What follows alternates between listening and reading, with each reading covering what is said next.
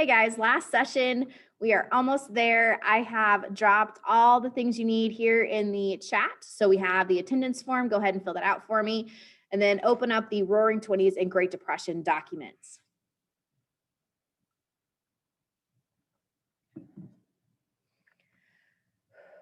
I hope your other sessions have gone well for you. We're going to wrap this one up. We're going to start with the Great Depression here. No, we're not. We're starting with the Roaring Twenties here with a little mix and match. These are the people that you most likely have to know for the STAR test. They're most often tested. So we're going to go through who they are and why they are important. If you know where they link up on the page, absolutely put it in the chat for me, and it'll make this whole process go a little bit faster. But we're going to start with Henry Ford, John Scopes, Marcus Garvey, Langston Hughes, Warren G. Harding, Charles Lindbergh, Al Capone, Calvin Coolidge, and F. Scott Fitzgerald. So if you know where they go on our mix and match grid, please let me know. I'll zoom in here so you can see the pictures a little bit better. But who wants to kick us off with who goes where first? Scott Fitzgerald goes on The Great Gatsby. He sure does. F. Scott Fitzgerald did write The Great Gatsby. I forgot where I put him. There he is. So we're going to put him right here. The Great Gatsby is probably one of my least favorite books I've ever read, and especially a book for school. I don't know why. I think it's just because it's so, I don't know, it's not about a lot, right? It's just kind of there, and that bothers me. So, but that was the Roaring Twenties. Like, all they did was party, and they were very superficial and shallow. And I mean, that was the Roaring Twenties. So you've got F. Scott Fitzgerald. I think I saw another one. Marcus Garvey, absolutely, is the Back to Africa movement. So the Back to Africa movement was all about African Americans going back to Africa. Pretty simple. Problem is, I have several issues with Marcus Garvey. First of all, Marcus Garvey wore this military regalia all the time. This was an everyday outfit for him, but he's not in the military. So it was kind of like, why, first of all? So that was an issue I had with him. And then also, he is not originally from Africa himself. His lineage might have been from Africa, but he actually came from the Caribbean to the United States. And once he got here, he was like, oh, you know what? I'm actually not going to go to Africa. And he moves to London, where he'll live out the rest of his life. And then that's where he dies. So it kind of bothers me, because I feel like if you're going to tell a bunch of other people where to go, you should also be going there. Just my 2 cents there. So Marcus Garvey and the Back to Africa movement. Then we've got Ford, absolutely, is on the assembly line. So yes, Henry Ford and the automobile are super important. But even more important than that is that Henry Ford perfected the assembly line, and he does so in such a way that it is still used today. We might have improved upon it, but nothing has ever replaced the assembly line because of how well it was created. So Henry Ford, the assembly line. John Scopes was the teacher that taught evolution in the school, which sparked a controversy. Absolutely. John Scopes was a public education school teacher teaching evolution. At the time, you were not allowed to teach evolution. You were only allowed to teach creationism. And that's saying God put us here, bam, there we are. That's what it is.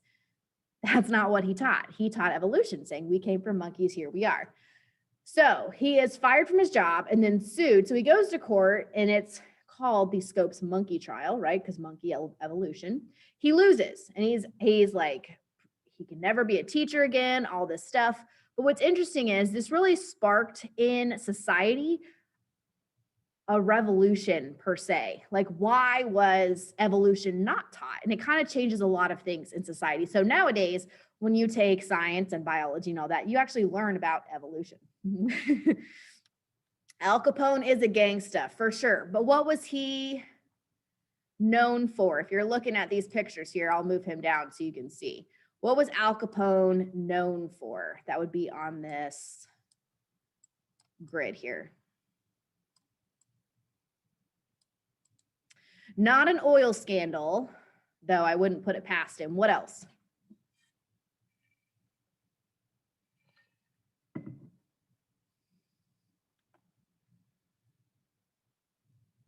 Is it this one right here? Because I think it's this one right here. Okay.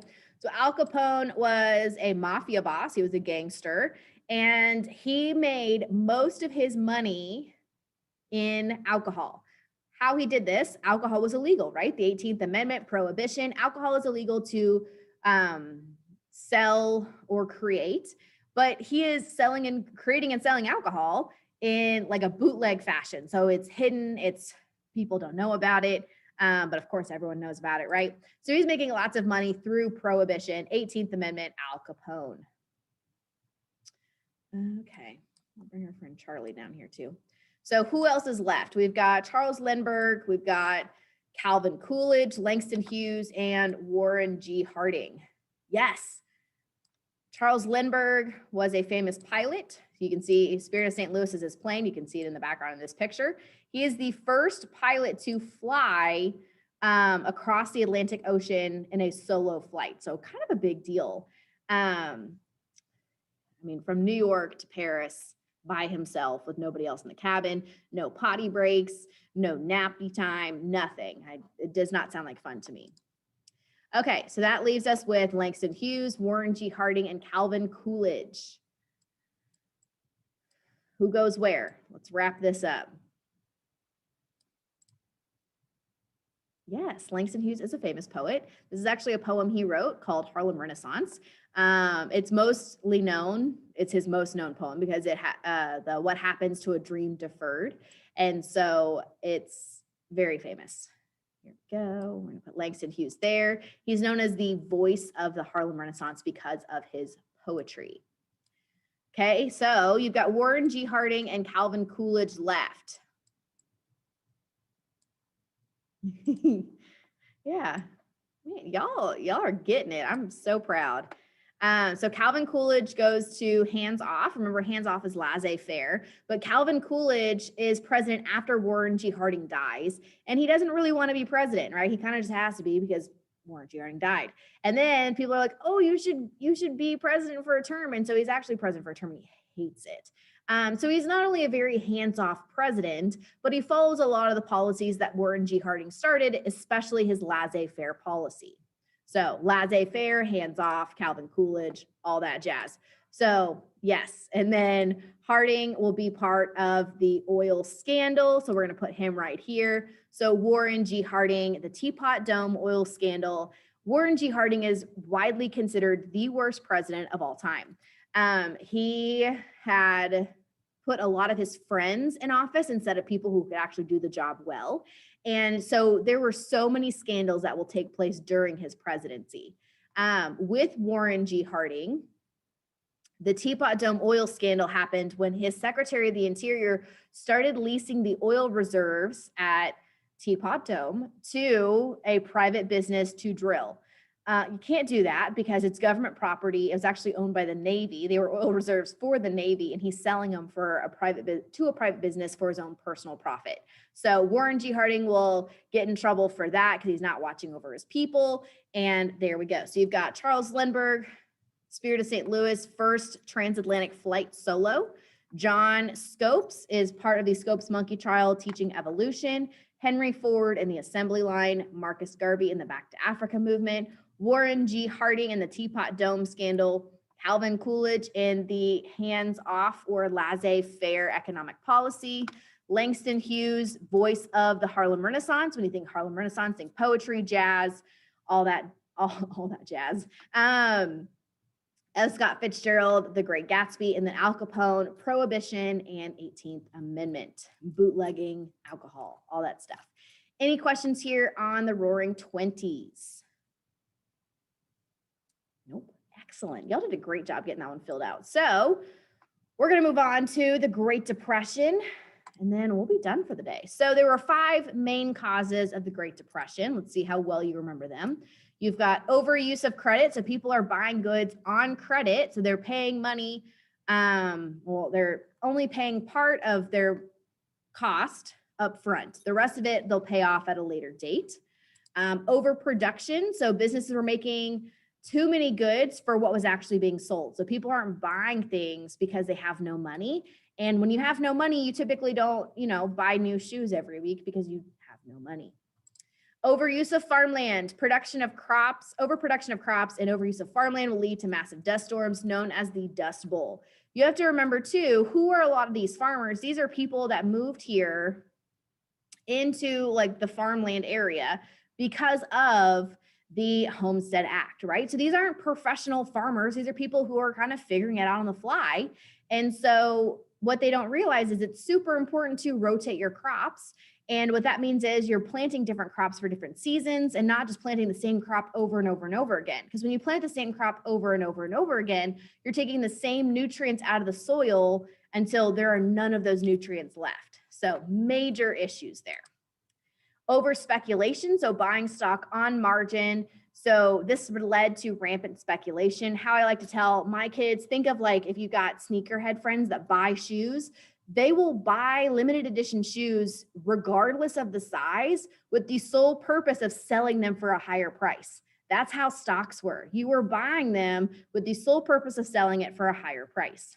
Then you've got overspending in World War I. The United States provided $10.3 billion to the Allies. And by 1930, American loans abroad amounted to $900 million. So we spent a lot of money during World War I, and we didn't see a lot of that money coming back. So just because the stock market crashed in 1929, that's not the only reason we were in the Great Depression. Remember, the Great Depression lasted for almost 10 years. So a lot of these reasons will still continue on the Great Depression until it officially ends. One of the ways that they love to test the Great Depression is through document analysis. So I want you to look at this document and then tell me which cause the document is an example of. Maria, you are excellent. Yes, this is the stock market crash. So this would be over speculation, right? So we're saying that the stock market is worth $14 million in this crash, this slump, right? But it actually wasn't worth that much. Maybe $1,000. I don't really know. But like it wasn't actually worth $14 million when it crashed. Okay, what cause is this document an example of? Dust Bowl. Yes, so it's overproduction. So you see the farm industry is tripping over overproduction, which will lead them to drop their prices.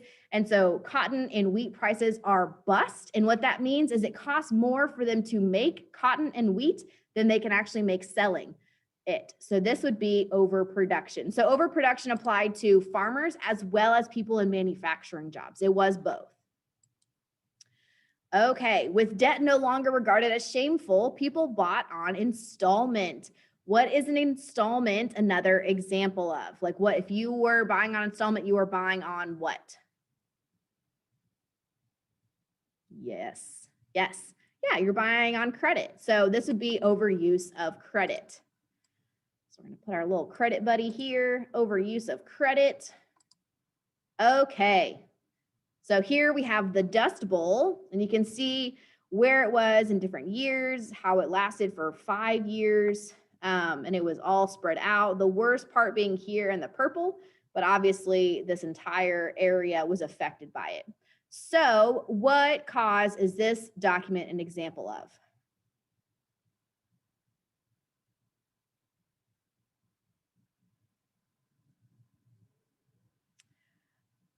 No. So we have overuse of credit, overproduction, overuse of farmland, overspeculation, and overspending in World War I.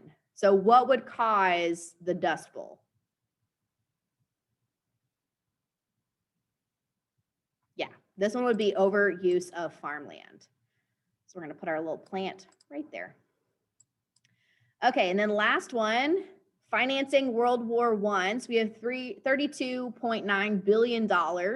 How we collected it and the source of financing. So what cause is this document an example of? Yes. So this one is overspending in World War I. So we're going to put our little world there because it's World War. You get it? So funny. Okay, so the New Deal was created to combat some of the issues with the Great Depression. And the idea is it would be it had 3 goals, right? So you had relief, which is immediate action taken to halt the economy's deterioration. You had recovery, temporary programs to restart the flow of consumer demand. And then reform were permanent programs to avoid another depression. So we'll go through these and then we'll place them where they belong. So the first one is the Civilian Conservation Corps. This was a public work relief program that employed mostly single young men that were unemployed. And it put them to work mostly in national parks. So the Civilian Conservation Corps is actually going to be an example of relief. And it's relief because it's giving people jobs so that they don't deteriorate. You know what I mean? Like they don't keep losing money for not having money. They don't go homeless or anything like that. So Civilian Conservation Corps is going to be relief. Next, we have the Agricultural Adjustment Act.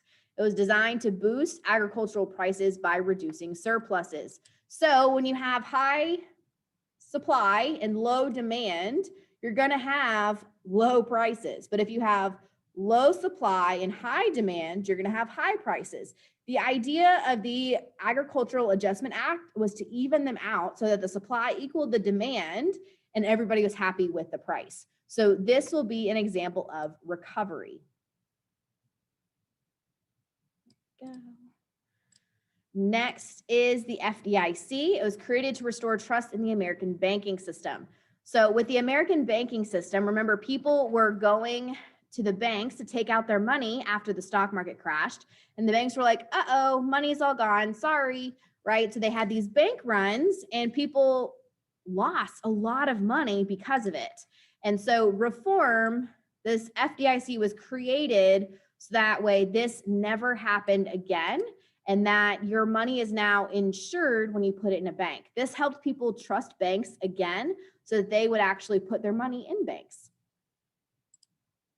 Okay, so next we have the TVA. The Tennessee Valley Authority is actually unique in that it has two of the main purposes, and it provided jobs for people in the area, but also with those jobs, they built dams, and the dams were able to be used for hydroelectric factories or however you get hydroelectricity, and they were able to provide free electricity to the local area. So with Tennessee Valley Authority, we will actually put it here in between both relief and recovery,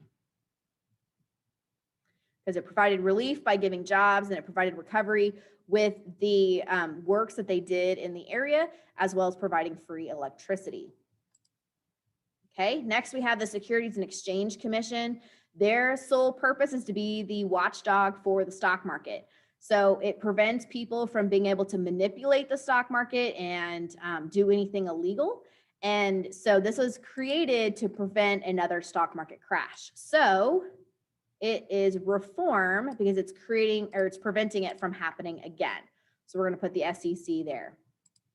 And then lastly, we have the Social Security Administration, a social insurance program consisting of retirement, disability, and survivor benefits. So Social Security, that still exists today as well. And so we're going to put Social Security right here in reform as well. So you should have Civilian Conservation Corps, Tennessee Valley Authority, Agricultural Adjustment Act, FDIC, SEC, and Social Security. And there you go. We are almost done.